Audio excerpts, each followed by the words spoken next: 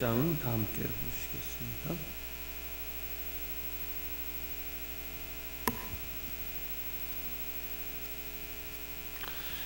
내 영혼에 햇빛 비치니 주 영광 찬란해. 이 세상 어떤 빛보다 이 빛도 빛나네. 주의 영광 빛난 그 내게 비춰 주시옵소서. 그 밝은 얼굴 배울 때 나의 영혼 기쁘다. 내 영혼에 노래 있으니 주 찬양합니다. 주 귀를 기울이시사 다 듣고 계시네. 주의 영광 빛난 광채 내게 비춰 주시옵소서. 그 밝은 얼굴 배울 때 나의 영혼 기쁘다.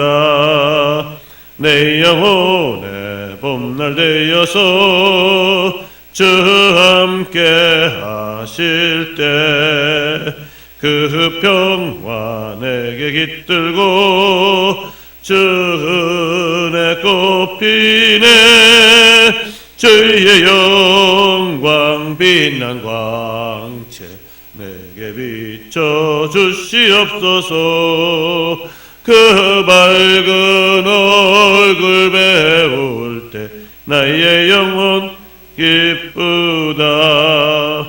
내 영혼에 희락이 있고 큰 소망 넘치네. 주 예수 복을 주시고 또 내려주시네. 주의 영광 빛난 광채 내게 비춰 주시옵소서. 그 밝은 얼굴 배울 때 나의 영혼 기쁘다. 아멘. 사도신경으로 신앙 고백하시겠습니다. 전능하사 천지를 만드신 하나님 아버지를 내가 믿사오며 그 외아들 우리 주 예수 그리스도를 믿사오니 이는 성령으로 잉태하사 동정녀 마리아에게 나시고 본디오 빌라도에게 고난을 받사 십자가에 못 박혀 죽으시고 장사한 지 사흘 만에 죽은 자 가운데서 다시 살아나시며 하늘에 오르사 전능하신 하나님 우편에 앉아 계시다가 저리로서 산자와 죽은 자를 심판하러 오시리라. 성령을 믿사오며 거룩한 공예와 성도가 서로 교토하는 것과 죄를 사하여 주시는 것과 몸이 다시 사는 것과 영원히 사는 것을 믿사옵나이다. 아멘. 날씨가 영하 5도라고 어제 예보가 됐는데 날씨가 춥긴 추운데 이렇게 또 새벽을 가르고 달려나오신 여러분들을 축복합니다. 오늘 성경 말씀은 마태복음 12장 38절로 42절까지 있는 말씀입니다. 마태복음 12장 38절로 42절까지 있는 말씀.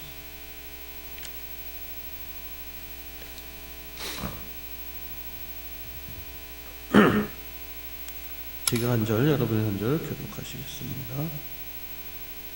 그때의 서기관과 바리새인 중 몇 사람이 말하되 선생님이여 우리에게 표적 보여주시기를 원하나이다.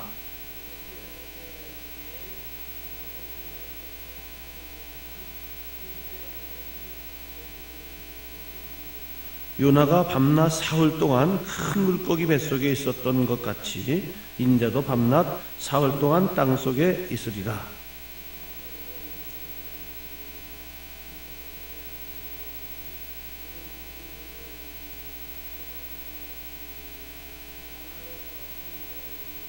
함께 읽으시죠.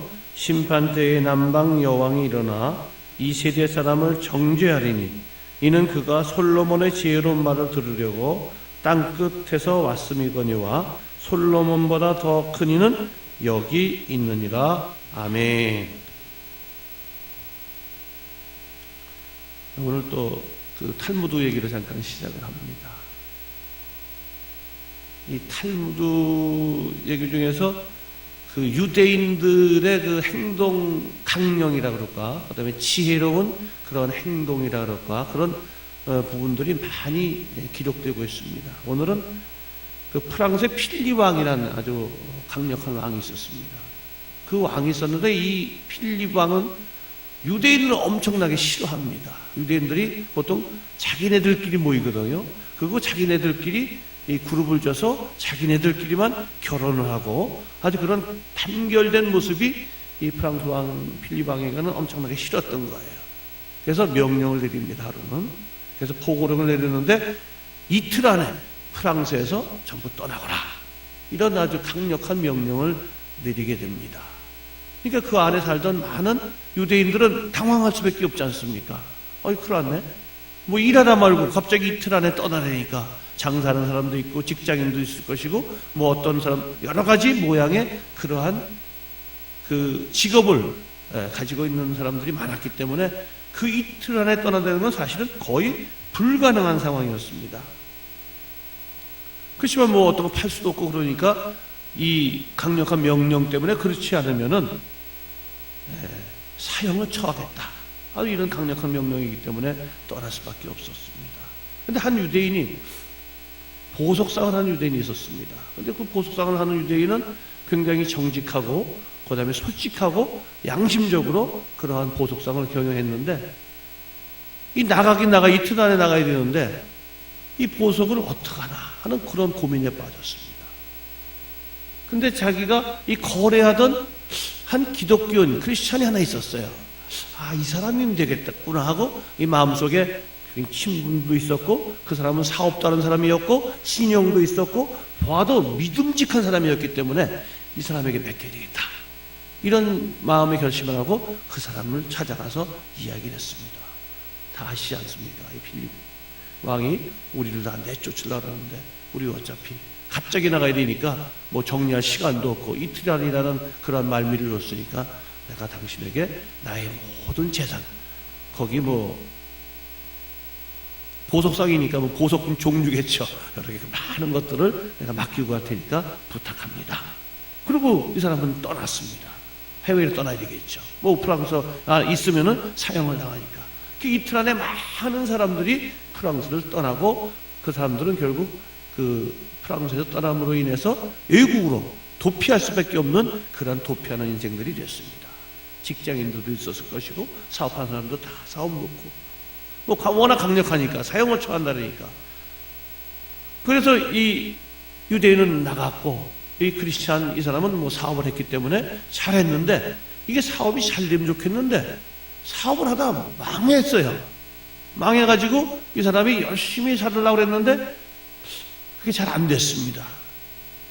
근데 이제 필립 왕이 이제 죽었다는 소문이 외국까지 들리게 돼서 필립 왕이 죽은 다음에 한참 있다 오랫동안 있다가 다시 이 유대인은 프랑스로 들어오게 됐죠. 제일 먼저 생각난 게 뭐겠습니까? 그 보석이죠. 자기 전 재산을 맡겼는데 크리스천한테. 그래서 들어왔어요. 그래서 여기서 여기 수sob을 하니까 이 크리스천이 없는 거예요. 큰일 났다. 이거 어떻게 된 거냐.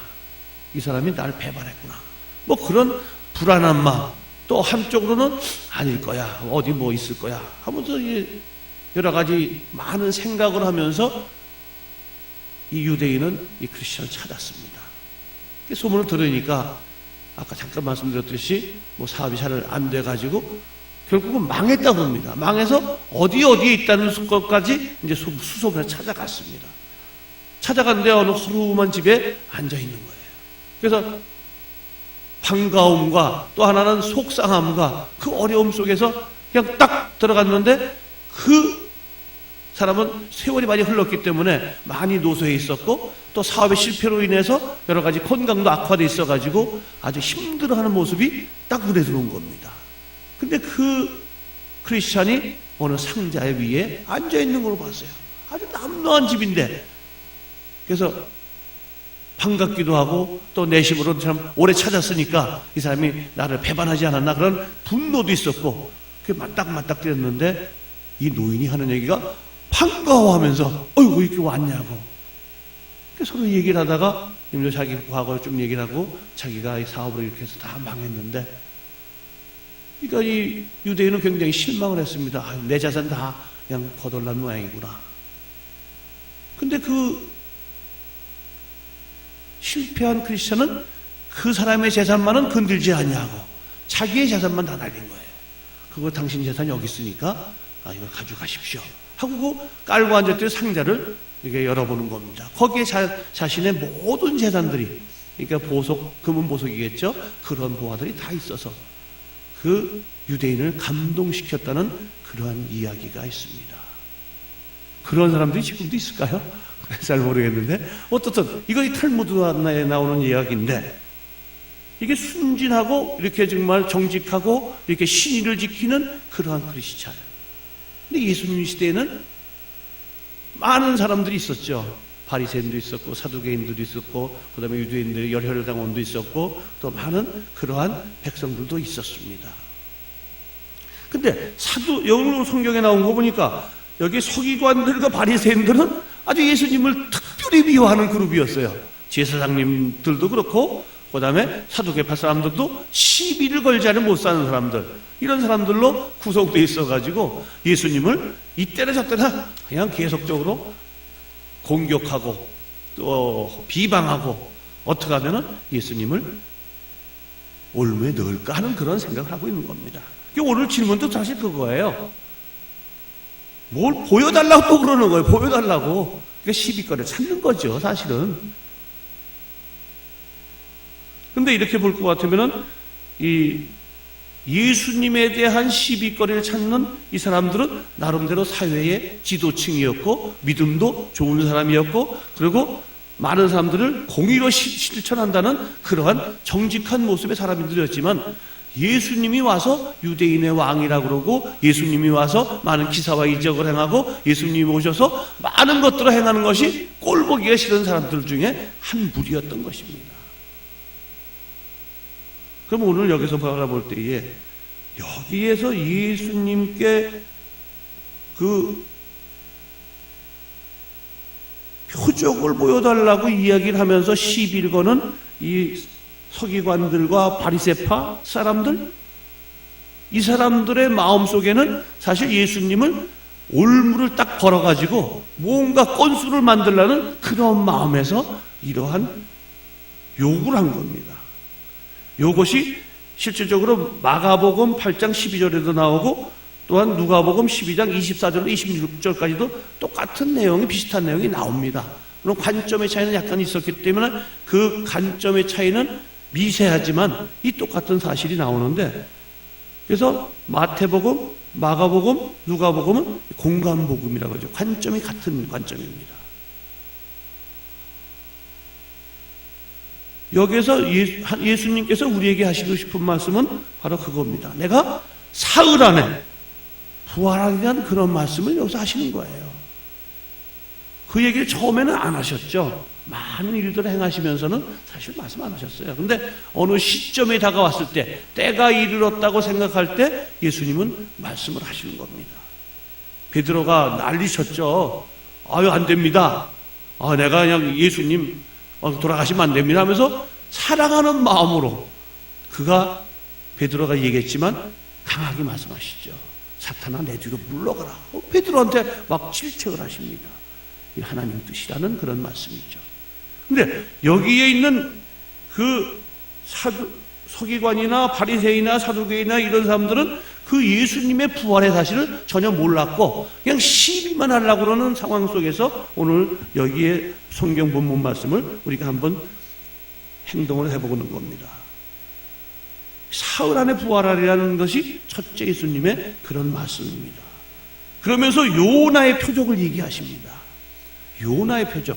그래서 제가 요나서는 많이 수십 번 읽었지만 어저께 다시 이 말씀을 준비하면서 한 5번 정도 다시 또 읽었어요. 요나의 표적이 과연 여기에 진리가 무엇인가?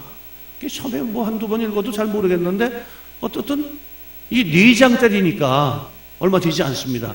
그 4장을 쭉 읽어가면서 여기서 하나님의 진리가 이런 것이 아닌가, 이런 생각을 제가 해보면서 오늘 본문을 말씀을 함께 나누자고자 합니다. 그 요나가 누굽니까? 요나는 하나님의 명령을 받고 하나님께서 니느웨로 가라 그랬죠. 근데 니느웨로 가라는데 이 니느웨는 하나님 명령을 거역하고 어디로 갔죠? 다시스라는 데로, 딴 데로 간 겁니다. 그때 풍랑을 만나게 해서 큰 물고기를 예비하시고 거기에서 풍랑에 떨어지게 조건을 만드시고 결국 거기에서 그 요나는 뱃속에서 사흘간 있게 되죠. 그러면서 거기서 기도를 하게 됩니다. 큰 물고기니까 그 안에서 기도를 하고 그 다음에 하나님께서 그 물고기 속에서 토해낼 수 있도록 또 이렇게 조치를 해주시고 그래서 다시 또 니느웨로 향합니다. 근데 이 니느웨로 가는 것조차 싫어했기 때문에 가가지고 말도 시원치 않게 전합니다. 원래 그 니느웨라는 성이 사흘길을 다니면서 이렇게 얘기를 해야 될 큰 성인데 12만 명이나 있는 성인데 그 성에 그냥 하루 동안 간단히 다니면서 그냥 하나님께서 너희들을 징계하신다. 너희들은 40일이면 이 성이 망한다. 뭐 이렇게 간단히 정말로 그냥 뭐 주마간상격으로 다니면서 얘기를 한 거예요. 뭐 그런 사건들이 일어나고 그 다음에 요나는 거기에서 40일을 또 이렇게 지켜보려고 그랬던 그 요나. 그 요나가 예수님께서 말씀하신 요나의 표적이란 얘기입니다. 예수님 당시의 사람들은 예수님을 좋아하는 그 많은 무리들이 있었어요. 뭐 몇천 명, 뭐 몇만 명, 뭐 이렇게 되겠죠. 그 예수님께서 기사와 이적을 행하시는 많은 과정 속에서 많은 사람들이 예수님을 따르게 되죠. 그런 부류의 사람들은 주로 어려운 부류의 사람들이었죠. 힘들고 억눌리고 그 다음에 뭐 병들고 그 다음에 여러 가지 마음에 상처받고 근데 뭐 간혹가다 뭐 백부장도 있고 그 다음에 뭐 훌륭한 사람도 있고 세리도 있고 뭐 이런 사람들이 다 있었겠죠. 이런 사람들의 많은 무리들을 이렇게 따라가게 하면서 그는 결국 이 이스라엘 백성들은 이분이 우리를 이 로마의 악정 속에서 구해낼 메시아로 생각을 했거든요.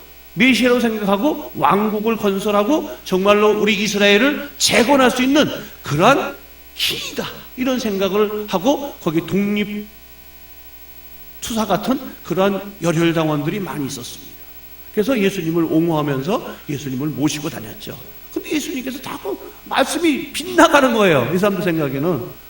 그러면서 오늘도 이 말씀 주시는 게 요나의 표적을 말씀하시면서 나는 죽었다가 다시 사흘 만에 부활한다는 이런 말씀을 아주 쇼킹한 얘기를 하는 거예요. 그러니까 이끌어나가야 될 그런 왕의 존재가 나는 죽어야 되겠고 또 사흘 만에 부활해야 된다는 그러한 대명제를 이 불쌍한 백성들에게 다시 알려주는 건데 예수님께서는 이 백성들은 이해가 안 되는 거예요. 이 이해가 안 되는 그런 부분들이 바로 그 예수님의 생각과 그 제자들의 또한 생각과 또 따르는 많은 사람들의 생각이 서로 일치되지 않았다는 그런 부분이 오늘 지적되어 있는 것입니다. 사실 예수님께서는 많은 표적을 보여주셨죠. 뭐 포도주 사건부터 시작해서 많은 그 다음에 오병이어의 사건이라든가 많은 표적들이 그게 다 표적이지, 그게 기적이지, 그런 게 그러면 그냥 거저 일어나는 일은 아니지 않습니까? 평상시에 일어나는 일이 절대 아닌데 예수님께서 많은 기사와 이적을 이미 보여주셨음에도 불구하고 이 서기관들과 바리새인들은 계속해서 시비를 걸고 걸려 넘어질 것이 뭐가 있나 하고 찾는 중에 있습니다. 요나 표적을 이 말씀을 하시면서 사흘 안에 부활하겠다, 이 말씀을 하시는데 실제로 여러분 보면은 혹시 여러분 이 술 취한 사람들하고 대화해 본 적이 있으세요? 네. 술 취한 사람들 특징이 있어요. 그 사람들은 계속적으로 한 얘기를 또 합니다. 그리고 아까 잠깐 했는데 그 얘기가 계속적으로 반복돼요. 아주 그냥 답답하고 정말 지루합니다. 근데 바로 이 바리새 사람들과 서기관들이 그런 유형이에요. 계속적으로 예수님만 걸고 넘어지려고 또 걸고 또 걸고 또 걸고 그러는 상황에 있습니다. 근데 예수님께서는 단호하게 말씀을 하시는 거예요. 두 번째 하시는 그 목적의 말씀이 뭐냐면 오직 회개에 관한 얘기를 또 하시는 거예요. 사실 바라볼 때 요나는 북이스라엘의 선지자입니다. 유명하지도 않았어요. 사실은 뭐 엘리사나 엘리야나 이런 분같이 뭐 이사야나 이런 아주 대선지자같이 아주 훌륭한 분도 사실 아니었어요. 근데 북이스라엘은 지형적으로 아시리아의 바로 옆에 접경되어 있었기 때문에 그 니느웨는 아시리아의 수도입니다. 지금 현재로 얘기하면 그 바그다드 그 부근에 한 40km 지점이라고 기록되어 있는데 어쨌든 바그다드 부근에 어떤 거담한 12만 명이나 사는 그 당시 시면 큰 도시입니다.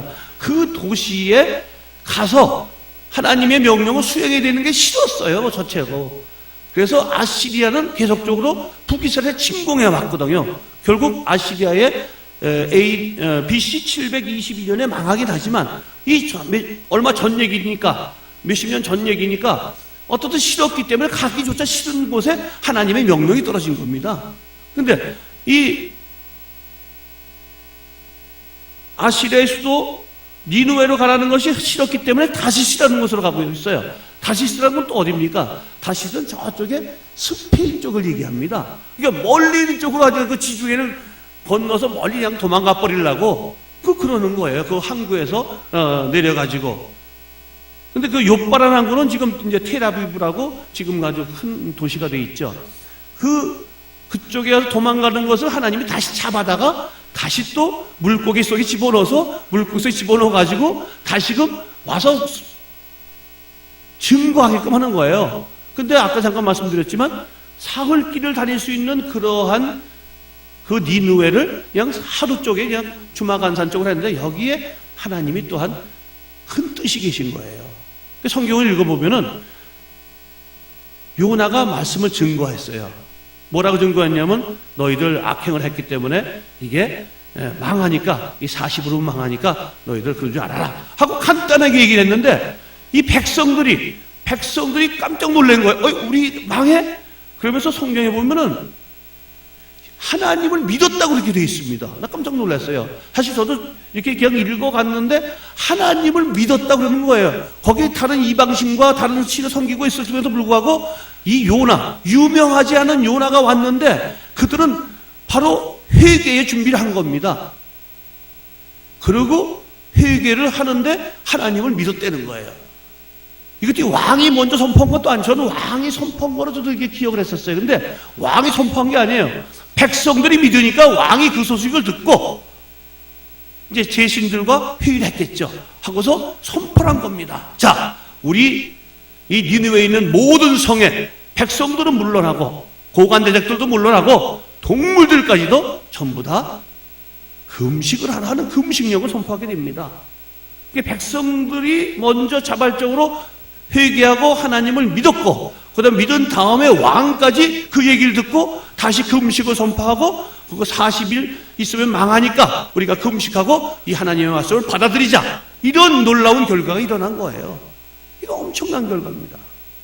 그러니까 사실은 요나는 바라지도 않았어요.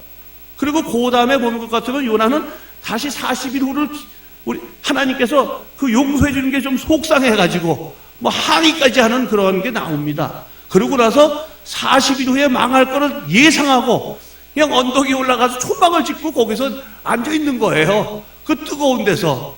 그러니까 하나님이 박넝쿨을 주셨는데 박넝쿨을 주셨고 처음에 좋았다가 다시 또 벌레를 주셔가지고 박넝쿨을 갖다가 이 시들게 하니까 또 불만을 하는 거예요. 죽여달라고. 그러니까 니느웨 백성들이 살아나는 게 싫었던 요나였습니다. 사실은 제가 몇 번 읽어보니까 이게 이런 관계 때문에 그렇게 됐구나.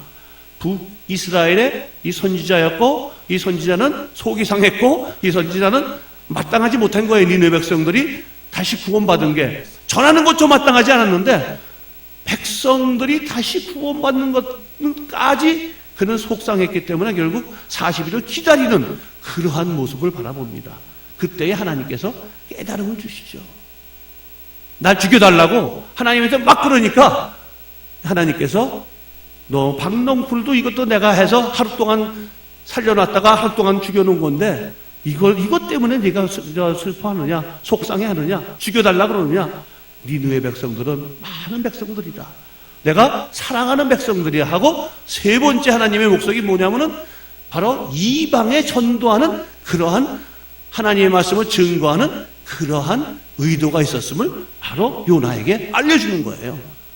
그러면 예수님이 오시기 전에 700 몇십 년 전에 벌써 하나님께서는 이방인에 대한 선교의 마음이 있으셨던 겁니다. 예수님 사후에 사도행전 때에 이방인들의 얘기가 많이 나오고 있죠. 또 예수님 때에도 이탈리아의 백부장 얘기가 나오고 있죠. 고넬리오 얘기가 나오고 있죠. 이런 계획은 하나님께서 바로 예수님을 통해서 이 땅에 복음의 씨앗을 펼치시기를 원하시는 그런 깊은 뜻이 요나의 표적 가운데 나타나 있다는 겁니다. 그것이 바로 우리들이 알고 지나가야 할 핵심인 거예요. 하나님은 물론 예수님을 이 땅에 보내셔서 우리의 죄를 다 구원해 주시기 위해서 오셨지만, 우리의 백성을 불쌍히 여겨주셨지만, 실질적으로 그 이전부터 하나님께서는 계획이 있으셨으며 바로 우리들은 그 모든 하나님의 사랑을 우리가 느껴야 된다는 것입니다. 여기 바라볼 때에 하나님의 그러한 사랑이 엄청나기 때문에, 하나님의 그런 계획이 너무나 치밀하고, 하나님의 그런 계획이 사람을 사용해서 사용되어지는 그런 계획이 바로 요나 때부터, 아니 그 이전부터 계셨기 때문에 바로 우리들을 사랑하시는 하나님의 사랑을 우리는 바로 느껴야 한다는 것이 오늘의 말씀의 주안점이라고 생각을 합니다. 여러분, 하나님은 사랑이라고 얘기합니다. 근데 우리는 과연 하나님의 사랑을 얼마만큼 느끼고 계십니까? 물론 많이 느끼고 계신 분도 계시죠. 그렇지만 우리는 하나님의 사랑을 그저 그런 것으로 값어치 없게 생각을 합니다. 하나님의 사랑은 정말 깊은 사랑입니다. 하나님의 사랑은 정말 우리들의 생각한 그 이상의 놀라운 계획과 사랑의 그러한 모습들을 가지고 계십니다. 근데 우리는 입으로만 사랑을 합니다. 하나님 사랑한다. 편하게 사랑합니다. 나의 처지에 맞게 사랑을 합니다. 하지만 그것은 아닙니다. 하나님의 깊고 넓은 사랑, 이러한 계획 가운데 이루어지는 모든 사랑, 이 사랑은 바로 지금도 역사하시고, 우리 아마 우리의 인류가 살아있는 동안 하나님께서는 하나님의 사랑을 우리들에게 말씀하고 계시는지 모릅니다. 오늘 이 새벽에 여기 달려나오신 우리 성도님들 마음속에 하나님의 사랑을, 하나님의 그 깊고 거룩한 사랑을 진정으로 받아들이는 축복의 사람들 되시기 바라면서 이 말씀을 마칩니다. 기도하겠습니다. 사랑의 주님, 우리는 부족합니다. 우리는 입으로만 주님을 사랑한다고 했습니다. 주님께서 요나의 표적을 말씀하실 때에 요나와 같은 그러한 미움을 간직한 우리들인지도 모릅니다. 사랑의 주님, 우리 마음속에 주님의 깊은 사랑을 간직하게 하여 주시옵소서. 성령께서 임재하여 주시어서 우리의 마음을 더욱더 은혜롭게 하시고, 감사하게 하시고, 헌신하게 하시고, 충성하게 하여 주시어서 하나님 사랑의 본을 보일 수 있는 믿음의 크리스찬들이 되게 하여 주시옵소서. 주님, 우리의 모습을 다시 한번 조명하며 오늘도 우리가 삶을 살아갈 때에 하나님의 사랑을 이웃에게 증거하는 진정된 크리스찬, 믿음의 크리스찬, 사랑의 크리스찬이 되기를 원하오며 모든 말씀 예수님 이름 받들어 간절히 기도드렸사옵나이다. 아멘. 찬송 428장, 아까 불렀던 428장 부르시면서 우리 새벽기도 파수꾼 우리 집사님들 기도하는 시간입니다. 부르신 후에 주여 세 번 외치시고 기도하시고 우리 사랑을 달라고, 하나님의 사랑을 알게 해달라고, 우리가 하나님 사랑, 이웃 사랑이지만 그 이웃 사랑에 우리가 천병이 되게 해달라고 기도하시겠습니다. 428장 다 함께 1절만 하십니다. 내 영혼의 햇빛 비치니 주 영광 찬란해 이 세상 어떤 빛보다 이 빛도 빛나네 주의 영광 빛난 광채 내게 비춰 주시옵소서. 그 밝은 얼굴 배울 때 나의 영혼 기쁘다. 주여 주여 주여. 사랑의 주님을 생각할 때마다 감사합니다. 우리가 부족하고 우리가 연약하고 우리가 교만하고 우리가 더럽습니다. 아버지와 나 자신을 바라보는 믿음의 시간 되게 하시고 하나님의 사랑이 더욱더 크고 넓음을 우리가 간직하는 축복의 시간 되게 하여 주시옵소서. 성령께서 인도하시고 성령께서 함께하여 주시옵소서. 오늘 하루를 살아가는 동안에 주님을 사랑한다고 맺겨지는 귀한 입술 되게 하시며 몸으로 실천하고 나누는 아름다운 사랑의 귀한 공동체가 될 수 있도록 성령께서 붙잡아 주시옵소서. 아버지 오늘도 귀한 예물 드렸습니다.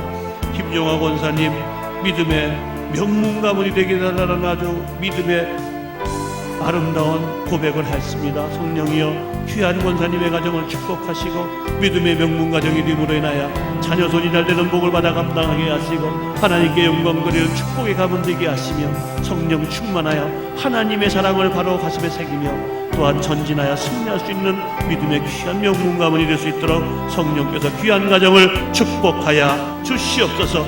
김대기 사랑하는 집사님 영혼이 잘되고 범사가 잘되고 강건하기를 원하는 아름다운 믿음의 예물이 올라왔습니다. 성령께서 귀한 집사님을 축복하시고 아버지 그 마음속에 더욱더 하나님의 성령이 임하심으로 인하여 주님을 사랑하고 또한 이웃을 사랑하는 아름다운 모범된 가정 되게 하시고 헌신과 감사와 충성이 넘치는 믿음의 가정이 되게 하시며 하는 사업도 잘 되게 하시고 그 가정이 더욱더 자손만대의 복을 받아 감당하는 축복된 가정 되게 하여 주시옵소서. 김정임 사랑하는 아버지 집사님 은혜에 감사하는 믿음의 또한 예물을 드렸습니다. 성령께서 인도하시고 함께 하시며 하나님의 사랑을 받아 감당하게 하시고 성령 충만하여 하나님의 사랑을 나누는 아름다운 믿음의 집사님 가문이 되게 하시고 가정이 되게 하시며 더욱더 소원하는 기도의 제목을 들어응답하여 주시고 자녀들을 축복하여 주시옵소서. 이쌍숙 사랑하는 권사님 아버지의 은혜 가운데서 주님의 아들들과 며느리와 손자들이 모두 주님을 주인 삼아 부모 형제를 서로 사랑하며 주 안에서 하나 되게 하옵소서 하는 1,000번째 예물을 드렸습니다. 성령께서 귀한 권사님의 간구하는 기도의 제목을 들어 응답하시고 남은 생에 더욱더 복되고 기름진 생이 되게 하시며 주님의 사랑을 나누며 주님의 은혜를 나누며 주님 성령의 음성을 들으며 전진할 수 있는 믿음의 딸 되게 하여 주시옵소서. 오늘은 아버지 주님 은혜 가운데 또 감사하여 윤창수 필수 사랑하는 자녀들이 예물을 드렸습니다. 아버지 창수와 필수가 주님을 다시 만나고 믿으며 주 안에서 부모 형제가 서로 사랑하며 하나 되게 해달라는 간구하는 1,000번째 예물이 올라왔사오니 성령이여 이 귀한 아들들을 사랑하시며 축복하시며 하나님의 말씀과 하나님의 사랑을 예수 그리스도의 마음을 품는 축복의 귀한 가정 되게 하여 주시옵소서. 또한 이만수 장로님 사랑하는 아버지 믿음으로 아버지 향기로운 예물로 1,000번째 올렸습니다. 성령께서 귀한 장로님을 축복하시고 아버지 인도하시며 그 가문이 더욱더 복을 받아 감당하는 장로의 가문으로서 부족함이 없도록 인도하시고 또한 권사님과 귀한 형제를 축복하시며 하나님의 사랑으로 더욱더 귀한 가정의 소원과 하나님의 놀라운 은혜 가운데서 충성하는 귀한 일꾼이며 사랑을 나누는 일꾼으로 아버지 축복하시고 하나님의 사랑을 간합하는 믿음의 귀한 가문 되게 하여 주시옵소서. 이제 남은 생애가 더욱더 복되고 기름진 축복의 생애 되게 하시고 하나님의 은혜와 말씀 속에 승리의 삶을 살아갈 수 있도록 성령께서 붙잡아 주시옵소서. 오늘 아버지 이제 새벽기도를 이 추운 날씨에도 달려나온 믿음의 용사들 가정을 축복하시고 아버지 기도의 제목을 들어 응답하시고 성령께서 말씀하시는 음성을 들으며 성령께서 우리의 마음속에 아버지여 또한 던져지는 귀한 은혜의 말씀 속에 하나님의 사랑을 간직하며 오늘도 돌아가 승리의 삶을 살아가는 믿음의 권속들 되게 하여 주시옵소서. 성령이 인도하시고 생명나무 교회를 축복하시고 이제 목사님 멀리 아버지 필리핀으로 이제 하나님의 사랑과 하나님의 은혜를 가지고 아버지 또한 이 성도를 사랑하는 마음으로 교회에 부흥하는 마음, 교회를 부흥시키려 하는 마음으로 부목사님과 전도사님들 함께 갔습니다. 성령이여 붙잡아 주시고 인도하시고 이제 가는 길 오는 길 지켜주시면 물론이거니와 아버지 내년에 이제 2014년도에 우리 생명나무 교회가 더욱더 부흥하길 원하오니 매주마다 등록하는 신자가 일어나게 하시고 매주마다 하나님의 사랑이 넘쳐나는 축복의 귀한 은혜의 성전이 되게 하시며 하나님의 사랑을 나누고 또한 이웃 간의 사랑을 나누는 아름다운 생명나무 교회가 될 수 있도록 성령께서 붙잡아 주시옵소서. 주님의 사랑을 간구합니다. 아버지 은혜 가운데 인도하여 주시고 하나님의 사랑으로 더욱더 채워주심으로 인하여 주님 사랑의 역사가 일어나는 축복된 불길 같은 제단, 부흥하는 제단, 은혜의 제단, 성령 충만한 제단으로 인도하여 주시옵소서. 오늘은 집사님들 이제 또한 새벽기도 파수꾼 들어 세워주셨습니다. 아버지 기도할 때에 더욱더 성령 충만한 기도가 되게 하시고 은혜로운 기도가 되게 하시고 감사하는 기도가 되게 하시고 아버지와 맡은 바 사명을 감당하는 축복된 기도로 영광 올리게 하여 주시옵소서. 아버지 집사님들 아버지 또 이 생명나무교회 중추적인 역할을 감당합니다. 아버지 붙잡아 주시고 인도하시고 하나님의 사랑과 하나님의 말씀과 하나님의 은혜를 사모하며 이웃을 전도하며 또한 헌신하는 귀한 집사님들이 오니 가정을 축복하시고 기도의 제목으로 응답하시며 성령의 음성을 듣고 또한 변화되는 축복의 귀한 가문들로 인도하여 주시옵소서. 아버지 또한 하나님 은혜 가운데서 더욱더 이제 주님의 영광 돌리는 믿음의 용사들을 세워주심을 감사합니다. 이제 2013년도로 돌아보고 온 때에 힘이 부족함이 많습니다. 아버지 이제 내년도에는 더 잘할 수 있는 믿음으로 아버지 전진하게 하시고 아버지 결단하는 우리의 귀한 성도님들 되게 하시며 하나님의 사랑으로 하나님의 은혜로 더욱더 귀한 삶을 살아가며 축복의 삶을 살아가는 믿음의 귀한 가문들 되게 하여 주시옵소서. 생명나무 교회에 문턱을 드나드는 많은 성도님들도 있습니다. 성령께서 섬기는 재단도 있지만 새벽 재단을 또한 달려나오는 믿음의 역사가 성령 충만함으로 일어나게 하시고 하나님의 능력과 하나님의 사랑을 가슴에 새기며 또한 전진하여 승리의 삶을 나가는 믿음의 귀한 기도의 용사들 되게 하여 주시옵소서. 오늘도 주님 말씀 안에 승리하길 원하며 모든 말씀 준비하신 우리 주 예수 그리스도의